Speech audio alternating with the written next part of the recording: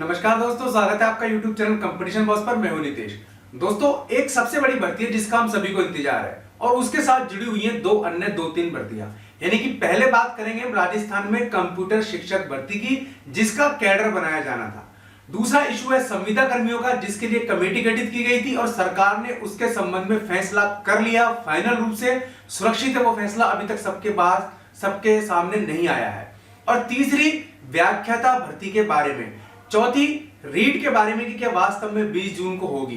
ठीक है, तो इसके अलावा एक और बड़ी भर्ती है, वो है पटवारी भर्ती। उसका परीक्षा पैटर्न और उसकी एग्जाम डेट को लेकर के काफी सारा विरोधाभास है। ये सारे इशू इस वीडियो में सॉल्व करने की कोशिश करेंगे, लेकिन इससे पहले मैं आपको एक छोटा सा वीडियो दिखाना चाहता हूं, जिसको आप बड़ी शांति से वीडियो को आप देखना। उसके बाद फिर हम बात करते हैं कि सरकार इस मामले में क्या कह रही है। जो शिक्षित बेरोजगार होते हैं उनका सपना होता है कि हमें नौकरियां मिले, और जो भारतीय जनता पार्टी की पिछली सरकार थी उसमें काफी भर्तियों को कोर्ट में अटका रखा था। हमने प्रयास किया, 3rd ग्रेड का 2018 की चाहे भर्ती हो, चाहे प्रधानाध्यापक की माध्यमिक विद्यालय की भर्ती हो, चाहे आप 3rd ग्रेड पीटीआई की भर्ती हो, व्याख्याता की भर्ती हो, 2nd ग्रेड की भर्ती हो, तमाम भर्तियों को बाहर निकाला।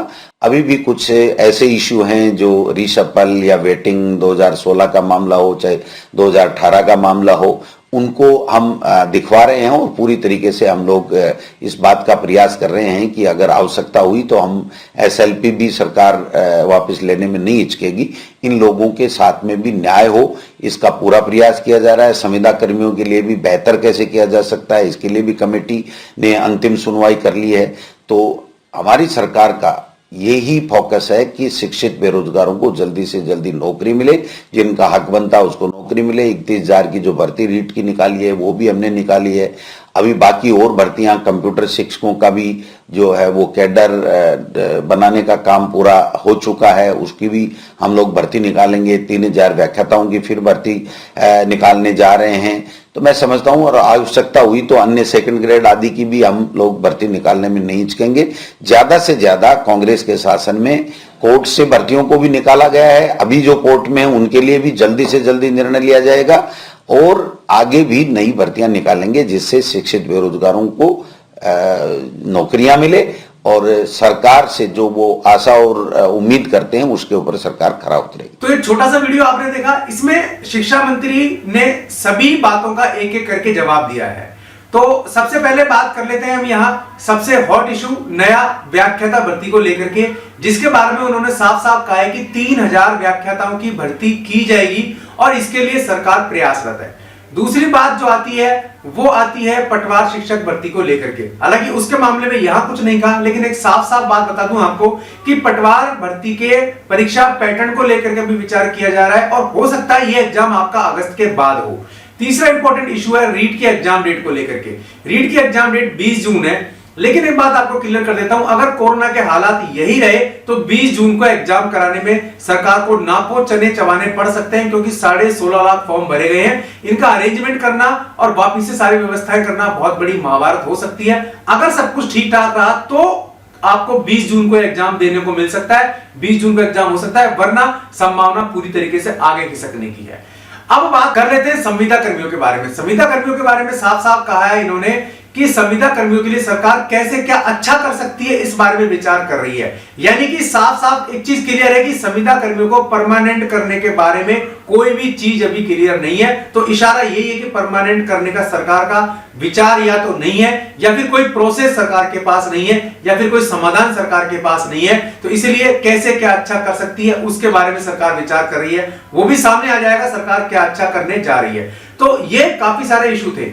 अब सबसे बड़ी इंपॉर्टेंट चीज है वो है 12,000 कंप्यूटर शिक्षक भर्ती को लेकर के।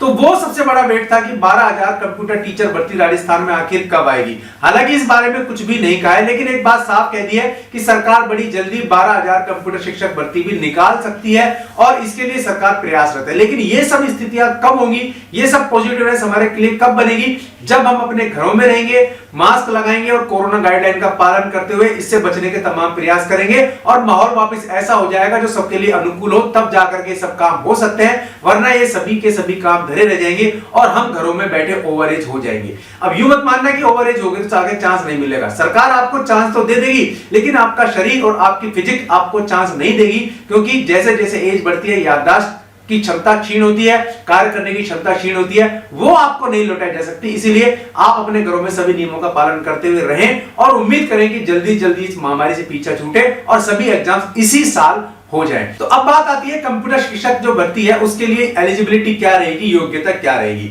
तो इसके बारे में अभी सरकार कैडर बना रही है, कैडर बनाने का काम भी करीब करीब सरकार ने कर लिया है। तो इसके बारे में एक चीज कह सकते हैं कि 3rd ग्रेड, 2nd ग्रेड और 1st ग्रेड तीनों कैडर में कंप्यूटर शिक्षकों की भर्ती निर्धारित है, जिसमें 3rd ग्रेड और 2nd ग्रेड के फॉर्म निकलेंगे, वो भरे जाएंगे।